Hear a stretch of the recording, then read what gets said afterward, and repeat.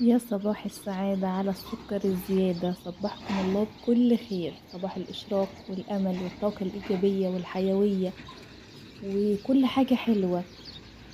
مبدأ كده نمشي بيه مع بعض، إن لازم يكون ليكي أولويات وتكوني في أول الخانات، إن انتي تهتمي بنفسك وبصحتك. واللي أنا متأكدة منه إن أغلبنا مش بيتعرض للشمس اللي هي بتاعت الصبح بدري أو بتاعت آخر اليوم. كلنا بنشتكي من ألم في عظمنا، ألم في ظهرنا، ألم في رجلينا، صداع، خمول، كسل. غيري المكان اللي انت دايما ثابتة فيه. عندك بلكونة اقف فيها شوية الصبحية بعد ما تودي ولادك المدرسة. اعملي لك فطار، اشربي مية، عشان احنا يعني اغلبنا بننسى موضوع المية ده. وكمان فيتامين د، فيتامين د وانتي بتاخديه الاقراص ده ما بيشتغلش غير لما لازم تتعرضي للشمس. تتعرضي للشمس، شوفي نور ربنا، استمتعي بالنهار. بلاش ان انتي تفضلي نايمة طول النهار وتسهري طول الليل. اعملي حتى لو حاجة بسيطة. انا عملت سندوتش جبنة وكوباية حلبة بنعناع، بحبها ومفيدة وجميلة وبتريح وحلو قوي. وفيتامين د، فيتامين ده حلو قوي، جميل، آمن، مفيهوش اي مشكلة خالص. بس عشان يشتغل معاكي ويجيب معاكي نتيجة وتحسي بمفعوله لازم تتعرضي للشمس.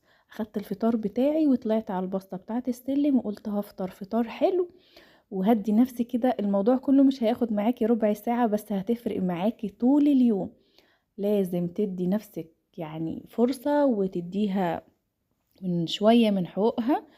ناسين نفسنا في وسط الزحمة وفي وسط طلبات البيت والولاد والمدارس والدروس والدنيا لهيانة عن حاجات كتير. بس لا، ستوب بقى ونقطة ومن أول السطر، وناخد كده عهد مع بعضنا ونشجع بعض. ومعايا إن شاء الله هتتشجعي إن احنا نعمل عادات سليمة كتير ونقرب من ربنا، ويكون تركيزنا مع نفسنا شوية. حبي نفسك عشان تقدري تحبي اللي حواليكي، اسعدي نفسك عشان تقدري تسعدي اللي حواليكي.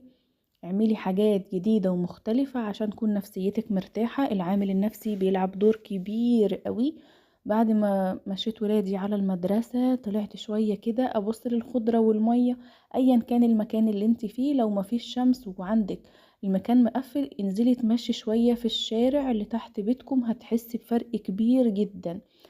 عايزين طاقة إيجابية حيوية، شوية رياضة حتى لو بسيطة. لو حتى انتي ما بتعرفيش تلعبي رياضة اللي كنا بنعملها زمان واحنا صغيرين في المدرسة، هتفرق معاكي جدا.